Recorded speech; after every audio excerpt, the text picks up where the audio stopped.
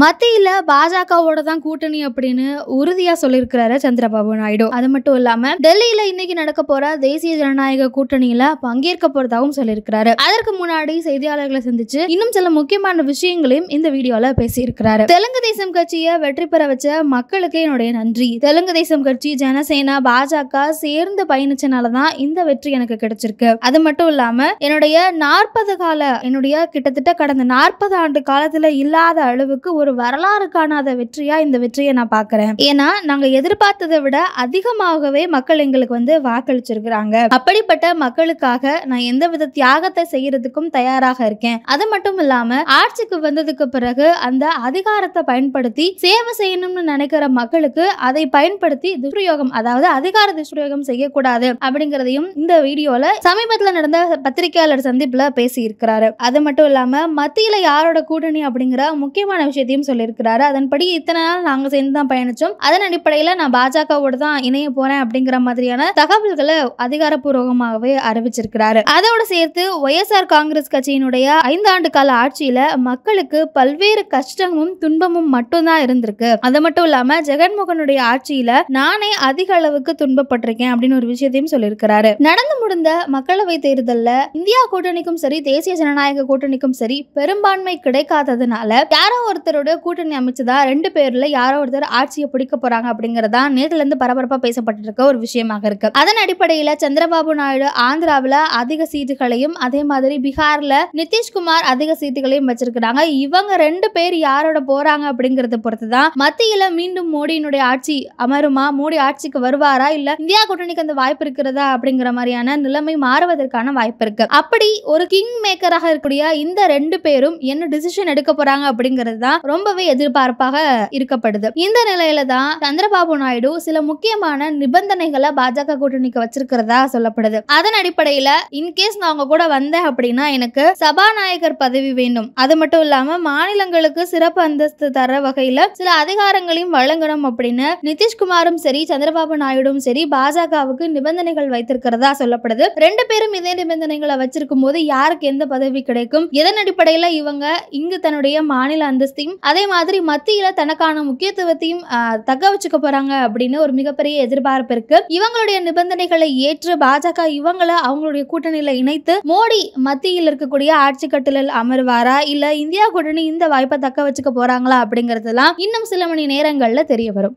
మళ్ళీ ఢిల్లీకి వెళ్తున్నా. ఈరోజు వెళ్ళే మునుపు మీ అందరితో మరీ మాట్లాడకుండా పోతే ప్రజలతో మాట్లాడలేం కదా.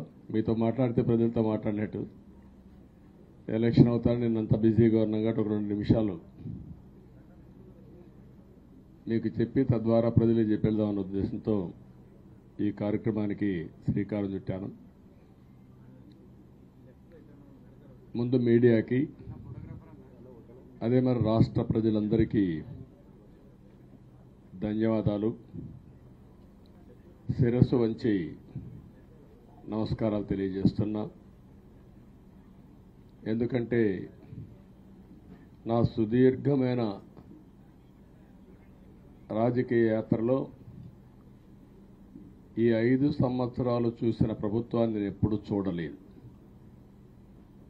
ఒక రంగం అని కాదు, ఒక వ్యవస్థని కాదు, ప్రజాస్వామ్య వ్యవస్థలన్నీ ఏ విధంగా ఇబ్బంది పడ్డాయో, ఏ విధంగా నిర్వీర్యం చేశారో మనం అన్నీ చూసాం. అయితే మా ధ్యేయం ఒకటే, ప్రజలు గెలవాలి, రాష్ట్రం నిలబడాలి. దీనికోసం ఎన్ని త్యాగాలైనా సరే చేసి మళ్ళీ భావి తరాల భవిష్యత్తు కోసం ముందుకు పోవాలని చెప్పి వెళ్ళాం. నేను చాలా ఎన్నికలు చూశాం. 10వ ఎన్నిక నిన్న. అంటే ఇన్ని ఎన్నికలు చూసినా, అంటే ఎన్నికలు చూడడమే కాకుండా ఈ ఎన్నికలన్నీ at the helm of affairs ఉండి ఎప్పటికప్పుడు సమీక్షలు కానీ ఇవన్నీ నిర్వహించడం కూడా చేశాం. రాజకీయాల్లో ఒడుకుదొడుకులు సాధారణంగా ఉంటాయి. ఎవరు శాశ్వతం కాదు. దేశం శాశ్వతం, ప్రజాస్వామ్యం శాశ్వతం, రాజకీయ పార్టీలు శాశ్వతం, అధికారం అశాశ్వతం. రాజకీయ పార్టీలు కూడా సక్రమంగా ఉంటే మళ్ళీ ప్రజలు ఆదరిస్తారు, లేకపోతే రాజకీయ పార్టీలు కూడా చాలా పార్టీలు కనుమరుగైపోయినాయి. వ్యక్తులు కనుమరుగైపోయారు, రాజకీయ పార్టీలు కనుమరుగైపోతాయి. కానీ ఇంత హిస్టారికల్ ఎలక్షన్ నేను ఎప్పుడు చూడలా. నా జీవితంలో చాలా ఎలక్షన్స్ ఫేస్ చేస్తే కానీ వేవ్ కనపడేది, వ్యతిరేకత కనపడేది.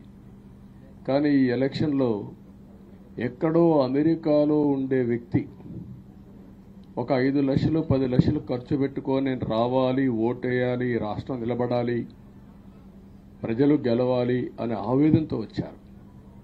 ఎక్కడో పక్క రాష్ట్రాల్లో ఎక్కడో కడుపు నిండడం కోసం కూలి పనులకైనటువంటి వ్యక్తులు, పాచి పనులు చేసుకునే వ్యక్తులు సొంత డబ్బులు పెట్టుకొని నేరుగా ఇక్కడ రైల్వే స్టేషన్లో చూస్తే, బస్ స్టాండ్లో చూస్తే భోజనం కూడా ప్యాక్ చేసుకొని తీసుకొచ్చి ఇక్కడ భోంచేసి ఓటేసే పరిస్థితికి వచ్చారు. ఈ కమిట్మెంట్ని ఏ విధంగా వర్ణించాలో నాకైతే అర్థం కాదు. ఏ విధంగా వాళ్ళని అభినందించాలో కూడా అర్థం కాని పరిస్థితి. అనేక ఎన్నికల్లో అనేక అనుభూతులు చూశాం. కానీ మేము అన్ని ఎన్నికల కంటే ఇది ఒక తెలుగుదేశం పార్టీ చరిత్రలో, ఆంధ్రప్రదేశ్ రాష్ట్ర ప్రజల చరిత్రలో సువర్ణాక్షరాలతో లిఖించదగ్గ ఎన్నిక. ఇది ఒక హిస్టారికల్ ఎన్నిక. ఆగస్టు క్రైసిస్ తర్వాత ఎన్టీ రామారావు గారు పార్టీ పెట్టిన తర్వాత 83లో మేము గెలిచాం.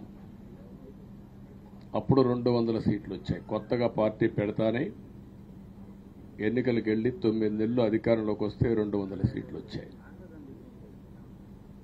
94లో మీరు ఒక్కసారి చూస్తే ప్రజా వ్యతిరేకం వల్ల 3 ముఖ్యమంత్రులు మారడం వల్ల ఆ రోజు మీరు ఎన్నికలు చూస్తే దగ్గర అపోజిషన్ పార్టీకి రిక్వైర్డ్ నెంబర్ అంటే అపోజిషన్ లీడర్గా వచ్చే స్టేటస్ రాకుండా వచ్చాయి.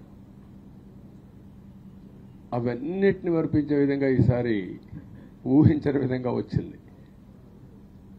అంటే దానికి కారణాలు నేను ఎక్కువ చెప్పక్కర్లేదు, అనుభవించిన ప్రజలకే అర్థమవుతుంది.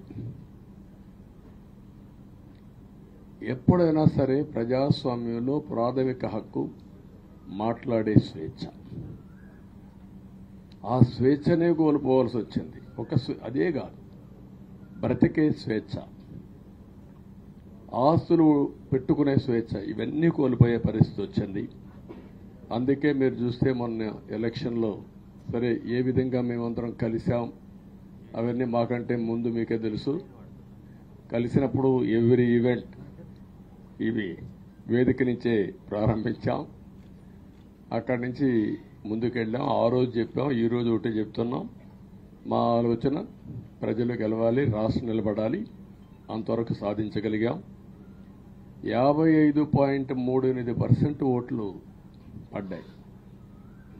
దీంట్లో తెలుగుదేశానికి 45.60% పడ్డాయి. వైసీపీకి 39.37% పడ్డాయి. ఇది ఊహించినటువంటి ఒక్కొక్కసారి 95,000 మెజారిటీ. ఒకప్పుడు నేను చార్మినార్ ఎగ్జాంపుల్ చెప్పేవాడిని. చార్మినార్ అంటే అక్కడ ఎంఐఎం కంచుకోట, అక్కడ ఎప్పుడు ఎక్కువ ఓట్లు వచ్చేటివి. ఆ తర్వాత కుప్పం, సిద్దిపేట పోటీ పడేటి రెండో స్థానానికి. అప్పుడు కూడా 70,000, 80,000, 50,000 కాడ ఆగిపోయేవాళ్ళం. ఈసారి 95,000, 94,000, మళ్ళా 92,000, 91,000. మంగళగిరి లాంటి కాన్స్టిట్యున్సీలు 91,000 మెజారిటీ. ఏ విధంగా అభివర్ణించాలో నాకైతే అర్థం కాదనమాట. అంత ఇదెళ్ళిపోయినాయి. ఇవన్నీ చూసిన తర్వాత ప్రజలు ఇచ్చిన తీర్పు మీరు చూస్తే అహంకారం, నియంతృత్వం, విచ్చలవిడితనం, ఏదంటే అది చేస్తాననుకుంటే ప్రజలు క్షమించే పరిస్థితులు లేరు. అదే ఈరోజు నిరూపించే పరిస్థితికి వచ్చారు. ఒక మాటలో చెప్పాలంటే ఈసారి వీళ్ళు చేసింది గుణపాఠం పాలకులకు కాదు, అవినీతి అహంకారంతో ముందుకు పోయే ఎలాంటి ధ్వంసకారులకైనా ఇదే జరుగుతుందని నిరూపించారు ప్రజలు. దానికి మనస్ఫూర్తిగా అభినందిస్తున్నా. అదే సమయంలో 5 సంవత్సరాలు మా కార్యకర్తల పడిన ఇబ్బందులు, చాలామంది స్లీప్లెస్ నైట్స్, కంటి నిండా నిద్రపోని పరిస్థితి. అక్కడి నుంచి నేను చూస్తే చాలా కడాన మనిషిని హింస పెడుతూ, నువ్వు ప్రాణంతో బతకాలంటే జై జగన్ అనమంటే జై తెలుగుదేశం, జై చంద్రబాబుని ప్రాణాలు ఉన్న సందర్భం చంద్రయ్య. ఇది తలుచుకుంటే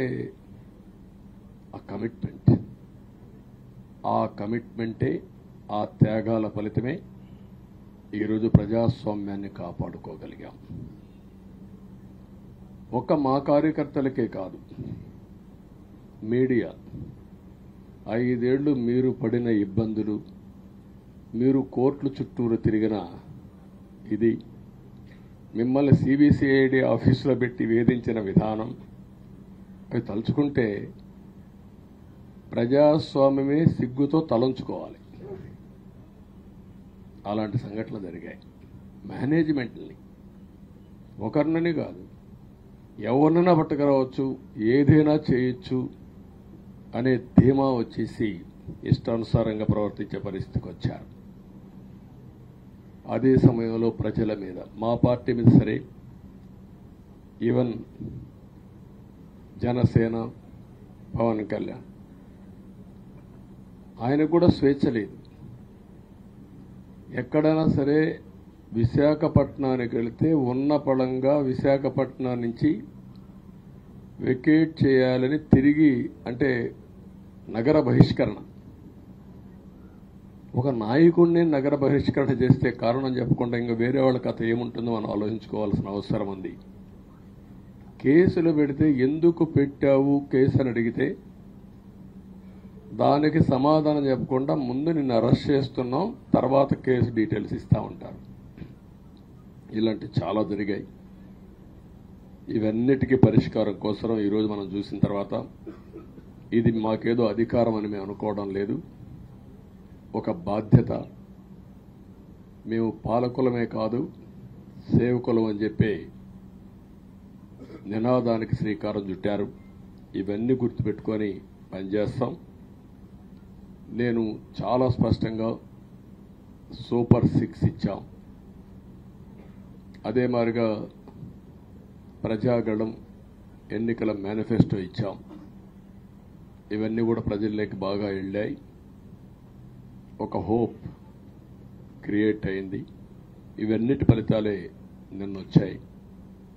అదే మాదిరిగా మేము ఇక్కడ మీరు చూస్తే, ఒక పక్క తెలుగుదేశం పార్టీ మొట్టమొదటిసారిగా పవన్ కళ్యాణ్ గారు ప్రభుత్వ వ్యతిరేక ఓటు చేరడానికి వీలు లేదు, ఈ రాష్ట్రంలో మళ్ళా ప్రజాస్వామ్యాన్ని కానీ ఈ రాష్ట్రాన్ని కాపాడుకోవాల్సిన బాధ్యత ఉందని చెప్పి ముందుకొచ్చి ఈ యొక్క కూటమికి బీజం వేశారు. వారిని మనస్ఫూర్తిగా అభినందిస్తున్నాం. ఆ తర్వాత బీజేపీ కూడా ఈ కూటమిలో భాగస్వాములయ్యి, ముగ్గురం కూడా మీరు ఒక్కసారి ఆలోచిస్తే ఒకరు ఎక్కువ ఒకరు తక్కువ కాకుండా ముగ్గురం కలిసి పనిచేశాం. భేషజాలు ఎక్కడా లేకుండా మేము ఏదైతే చెప్పామో, ప్రజలు గెలవాలి, రాష్ట్రం నిలబడాలి, దీనికోసం పై స్థాయి నుంచి ఢిల్లీ నుంచి వచ్చినటువంటి బీజేపీ నాయకులు కానీ, ప్రధానమంత్రి అమిత్ షా గారు కానీ, ఇక్కడుండే పవన్ కళ్యాణ్ కానీ, తెలుగుదేశం పార్టీ కేంద్ర నాయకత్వం నుంచి కింది వరకు అందరం కూడా ఒక ట్రూ స్పిరిట్తో పనిచేశాం. 175 అసెంబ్లీలు, 25 అసెంబ్లీలు, అన్ని పార్టీలకు సంబంధించిన సీట్లుగా ఎన్డీఏలో భాగస్వాములుగా ఒక బాధ్యతతో ముందుకు పోయాం. అందుకే ఈ అనూహ్యమైనటువంటి విజయాన్ని సాధించగలిగాం. ఇక్కడి నుంచి బాధ్యత ఉంటుంది. ఆ బాధ్యతని ఎట్లా ఏ విధంగా చేయాలనో అవన్నిటి కూడా ప్రణాళికలు తయారు చేసుకుంటాం. అంటే ఈ 5 సంవత్సరాలు జరిగిన విధ్వంసం మీరు ఒకసారి చూసిన తర్వాత ఇది ఒక 30 సంవత్సరాలకు ఎంత డ్యామేజ్ చేయాలనో అంత డ్యామేజ్ జరిగింది. వ్యవస్థలు విధ్వంసం అయ్యాయి. మొత్తం ఎకానమీ కుప్పగూలిపోయింది. అప్పులైతే ఎంత చేశారో ఇంకా లోతు పోతే తప్ప మనకు తెలియదు. ఎక్కడెక్కడ చేశారో ఏమేం చేశారో తెలియదు. ఇంకొక పక్క ఎక్కడికక్కడ సహజ సంపద, ఒక శాండ్ కావచ్చు, మినరల్ వెల్త్ కావచ్చు, లేకపోతే ఏదంటే అది, ఇంకా మాకు అడ్డే లేదు, ఏమైనా చేయగలుగుతాం, ఎవరైనా అడ్డొస్తే తొలగించుకుంటా పోతామనే ధీమాతో ముందుకు పోయారు.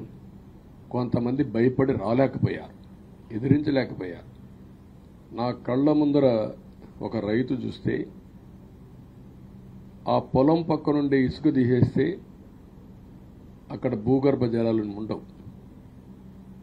వ్యవసాయానికి నీళ్లు కూడా కొరత వస్తుంది. పక్క నుండే పొలాల్లో కూడా నీళ్లు ఉండవు. కానీ మాట్లాడే సాహసం చేయలేకపోయాడు. ఆయన కళ్ళ ముందర ఆయన పొలంలో మట్టి తీసుకుపోతా ఉంటే ఎదిరించలేని నిస్సహాయ స్థితికి వచ్చాడు. మా వాళ్ళు పోతే హౌస్ అరెస్టులు చేశారు. ఇవన్నీ చెప్పుకుంటూ పోతే ఒకటి కాదు, చాలా జరిగాయి. అవన్నీ కూడా ఏ విధంగా చేయాలనో చేస్తూనే మళ్ళీ వ్యవస్థలన్నీ కూడా పునరుద్ధరించాల్సిన బాధ్యత ఉంది. అదే మరిగా మాకు ఒక 4-5 రోజులు ఇవన్నీ చూసిన తర్వాత డెప్త్కి పోయిన తర్వాత మీరు పేపర్లో రాసినట్టు కానీ మేము మాట్లాడినట్టు కానీ ఒక లెవెల్లో ఆగిపోయినాయని నా ఉద్దేశం. ఎందుకంటే నేను రాజకీయాలు 40 ఏళ్ళు చూశాను. ప్రభుత్వాలను మేము అధికారం ఉన్నప్పుడు చూశాను, బాగు చేసి మళ్ళా అపోజిషన్కి వస్తానే వీళ్ళు నాశనం చేస్తే మళ్ళీ నేను అధికారంలోకి వస్తానే దాన్ని బాగు చేయాలంటే ఎన్ని కష్టాలు ఉన్నాయో నేను చూశాను. ఒకప్పుడు పవర్ సెక్టర్ మీరు చూస్తే కరెంట్ ఎప్పుడు వస్తుందో ఎప్పుడు పోతుందో తెలియని పరిస్థితి నుంచి హైదరాబాద్లో విద్యుత్ సౌధ దగ్గర రాఘవరెడ్డి ఉండేవాడు, కమ్యూనిస్ట్ లీడర్. నల్గొండ నుంచి రైతులను తీసుకొచ్చి సమ్మర్ వస్తే అసెంబ్లీ ఏప్రిల్లో ఉంటే గొడవలు. సగం టైం మేము కరెంటు కొరతపైనే చర్చించేవాళ్ళం. That were the days. అలాంటిది నేను 1999 నుంచి పవర్ సెక్టర్ రిఫార్మ్స్ తీసుకొచ్చి 2004కి సర్ప్లస్ బాధ్యతతో క్వాలిటీ పవర్ ఇవ్వడం మొదలుపెట్టాం. 2014కు మళ్ళీ 22 మిలియన్ యూనిట్లు ఆంధ్రప్రదేశ్లో కొరత కరెంటు. వ్యవస్థలన్నీ నిర్వీర్యం అయిపోయినాయి. తర్వాత మళ్ళీ సెట్ చేసి 2 నెలలు 3 నెలలు కరెంటు కొరత లేకుండా చేసి వ్యవస్థలన్నీ పటిష్టంగా చేసి సోలార్ విండ్ తీసుకొచ్చి కాస్ట్ తగ్గిస్తే ఇప్పుడు మీరు చూశారు ఎంత పవర్ ఛార్జెస్ పెంచారు. 9 సార్లు పెంచారు. ఎందుకు పెంచారో నోబడీ నోస్. దానికి రీజనే లేదు. ఇప్పుడు ఎక్కడుందో దాన్ని ఎత్తుక్కుంటే ఎంత లోతు పోయిందో కూడా తెలియదు. దాన్ని ఏ విధంగా రిపేర్ చేయాలి, ఎంత డబ్బులు తెచ్చారు, ఏ పేరుతో తెచ్చారు, అవన్నీ ఒక వ్యవస్థను కాదు, సంబంధం లేని వ్యవస్థతో డబ్బులు తీసుకొచ్చి సంబంధం లేని డిపార్ట్మెంట్కి ఇచ్చారు. ఇలాంటి చాలా ఉన్నాయి. అవన్నీ ఇన్ కోర్స్ ఆఫ్ టైం మీకు కూడా చెప్తాం. అల్టిమేట్గా ఇదేదో మేము అధికారం అంటే జుబిలియంట్గా బ్రహ్మాండంగా ఉందనుకోవడానికి కాదు. ఒక బాధ్యతతో మా మీద ఎంత నమ్మకం పెట్టుకున్నారో ఈ ప్రజల్ని మళ్ళీ ఒక దారి చూపించే మార్గం మేము చూపిస్తాం. ఇంకొక పక్కన మీరు ఒకసారి ఆలోచిస్తే ఇదే అసెంబ్లీలో నాకు మా కుటుంబానికి మా మిస్సెస్కి జరిగినటువంటి అవమానానికి నా జీవితంలో ఎప్పుడూ బాధపడలా. నా మీద బాంబులతో దాడి చేసినప్పుడు కూడా వీరోచితంగా ఎదుర్కొన్నా. 2003 సెప్టెంబర్ అక్టోబర్ నాకు ఇప్పటికి కూడా జ్ఞాపకం. ఆ రోజు నా మీద బాంబులు చేసినప్పుడు చాలా ఒక పానిక్ రియాక్షన్లో కూడా నేను భయపడలేదు. అలాంటి వ్యక్తిని మీరు చూస్తే అది ఆ సంఘటన చూసిన తర్వాత ఇలాంటి కౌరవ సభలో ఉండడం కరెక్ట్ కాదని అసెంబ్లీలో చెప్పి దానికి కూడా మైక్ ఇవ్వకపోతే చెప్పేసి బయట వచ్చి ప్రెస్ కాన్ఫరెన్స్ చెప్పి అనౌన్స్ చేశాం. మళ్లీ క్షేత్రస్థాయిలో గెలిచి అసెంబ్లీని గౌరవ హక్కు కాకుండా ముగ్గురం కలిసి పనిచేశాం. బేషిజాలు ఎక్కడా లేకుండా మేము ఏదైతే చెప్పామో ప్రజలు గెలవాలి, రాష్ట్రం నిలబడాలి, దీనికోసం పై స్థాయి నుంచి ఢిల్లీ నుంచి వచ్చినటువంటి బీజేపీ నాయకులు కానీ, ప్రధానమంత్రి అమిత్ షా గారు కానీ, ఇక్కడుండే పవన్ కళ్యాణ్ కానీ, తెలుగుదేశం పార్టీ కేంద్ర నాయకత్వం నుంచి కింది వరకు అందరం కూడా ఒక ట్రూ స్పిరిట్తో పనిచేశాం.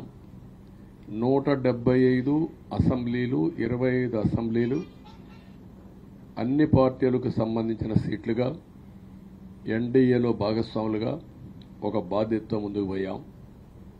అందుకే ఈ అనూహ్యమైనటువంటి విజయాన్ని సాధించగలిగాం. ఇక్కడి నుంచి బాధ్యత ఉంటుంది. ఆ బాధ్యతని ఏ విధంగా చేయాలనో అవన్నిటి కూడా ప్రణాళికలు తయారు చేసుకుంటాం. అంటే ఈ 5 సంవత్సరాలు జరిగిన విధ్వంసం మీరు ఒకసారి చూసిన తర్వాత ఇది ఒక 30 సంవత్సరాలకు ఎంత డ్యామేజ్ చేయాలనో అంత డ్యామేజ్ జరిగింది. వ్యవస్థలు విధ్వంసమయ్యాయి. మొత్తం ఎకానమీ కుప్పగూలిపోయింది. అప్పులైతే ఎంత చేశారో ఇంకా లోతు పోతే తప్ప మనకు తెలియదు. ఎక్కడెక్కడ చేశారో ఏమేం చేశారో తెలియదు. ఇంకొక పక్క ఎక్కడికక్కడ సహజ సంపద, ఒక శాండ్ కావచ్చు, మినరల్ వెల్త్ కావచ్చు, లేకపోతే ఏదంటే అది ఇంకా మాకు అడ్డే లేదు, ఏమైనా చేయగలుగుతాం, ఎవరైనా అడ్డొస్తే తొలగించుకుంటా పోతామనే ధీమాతో ముందుకు పోయారు. కొంతమంది భయపడి రాలేకపోయారు, ఎదిరించలేకపోయారు. నా కళ్ళ ముందర ఒక రైతు చూస్తే ఆ పొలం పక్క నుండి ఇసుక తీసేస్తే అక్కడ భూగర్భ జలాలు ఉండవు. వ్యవసాయానికి నీళ్లు కూడా కొరత వస్తుంది. పక్క నుండే పొలాల్లో కూడా నీళ్లు ఉండవు. కానీ మాట్లాడే సాహసం చేయలేకపోయాడు. ఆయన కళ్ళ ముందర ఆయన పొలంలో మట్టి తీసుకుపోతా ఉంటే ఎదిరించలేని నిస్సహాయ స్థితికి వచ్చాడు. మా వాళ్ళు పోతే హౌస్ అరెస్టులు చేశారు. ఇవన్నీ చెప్పుకుంటూ పోతే ఒకటి కాదు, చాలా జరిగాయి. అవన్నీ కూడా ఏ విధంగా చేయాలనో చేస్తూనే మళ్లీ వ్యవస్థలన్నీ కూడా పునరుద్ధరించాల్సిన బాధ్యత ఉంది. అదే మరిగా మాకు ఒక 4-5 రోజులు ఇవన్నీ చూసిన తర్వాత, డెప్త్కి పోయిన తర్వాత, మీరు పేపర్లో రాసినట్టు కానీ మేము మాట్లాడినట్టు కానీ ఒక లెవెల్లో ఆగిపోయినాయని నా ఉద్దేశం. ఎందుకంటే నేను రాజకీయాలు 40 ఏళ్లు చూశాను. ప్రభుత్వాలను మేము అధికారం ఉన్నప్పుడు చూశాను, బాగు చేసి మళ్ళా అపోజిషన్కి వస్తానే వీళ్ళు నాశనం చేస్తే మళ్ళీ నేను అధికారంలోకి వస్తానే దాన్ని బాగు చేయాలంటే ఎన్ని కష్టాలు ఉన్నాయో నేను చూశాను. ఒకప్పుడు పవర్ సెక్టర్ మీరు చూస్తే కరెంట్ ఎప్పుడు వస్తుందో ఎప్పుడు పోతుందో తెలియని పరిస్థితి నుంచి హైదరాబాద్లో విద్యుత్ సౌధ దగ్గర రాఘవరెడ్డి ఉండేవాడు, కమ్యూనిస్ట్ లీడర్. నల్గొండ నుంచి రైతులను తీసుకొచ్చి సమ్మర్ వస్తే అసెంబ్లీ ఏప్రిల్లో ఉంటే గొడవలు సగం టైం మేము కరెంటు కొరత పైనే చర్చించేవాళ్ళం. That were the days. అలాంటిది నేను 1999 నుంచి పవర్ సెక్టర్ రిఫార్మ్స్ తీసుకొచ్చి 2004కి సర్ప్లస్ బాధ్యతతో క్వాలిటీ పవర్ ఇవ్వడం మొదలుపెట్టాం. 2014కు మళ్ళీ 22 మిలియన్ యూనిట్లు ఆంధ్రప్రదేశ్లో కొరత కరెంటు. వ్యవస్థలన్నీ నిర్వీర్యం అయిపోయినాయి. తర్వాత మళ్లీ సెట్ చేసి 2 నెలలు 3 నెలలు కరెంటు కొరత లేకుండా చేసి వ్యవస్థలన్నీ పటిష్టంగా చేసి సోలార్ విండ్ తీసుకొచ్చి కాస్ట్ తగ్గిస్తే ఇప్పుడు మీరు చూశారు ఎంత పవర్ ఛార్జెస్ పెంచారు. 9 సార్లు పెంచారు. ఎందుకు పెంచారో నోబడీ నోస్. దానికి రీజనే లేదు. ఇప్పుడు ఎక్కడుందో దాన్ని ఎత్తుక్కుంటే ఎంత లోతు పోయిందో కూడా తెలియదు. దాన్ని ఏ విధంగా రిపేర్ చేయాలి, ఎంత డబ్బులు తెచ్చారు, ఏ పేరుతో తెచ్చారు, అవన్నీ ఒక వ్యవస్థను కాదు, సంబంధం లేని వ్యవస్థతో డబ్బులు తీసుకొచ్చి సంబంధం లేని డిపార్ట్మెంట్కి ఇచ్చారు. ఇలాంటి చాలా ఉన్నాయి. అవన్నీ ఇన్ కోర్స్ ఆఫ్ టైం మీకు కూడా చెప్తాం. అల్టిమేట్గా ఇదేదో మేము అధికారం అంటే జుబిలియంట్గా బ్రహ్మాండంగా ఉందనుకోవడానికి కాదు. ఒక బాధ్యతతో మా మీద ఎంత నమ్మకం పెట్టుకున్నారో ఈ ప్రజల్ని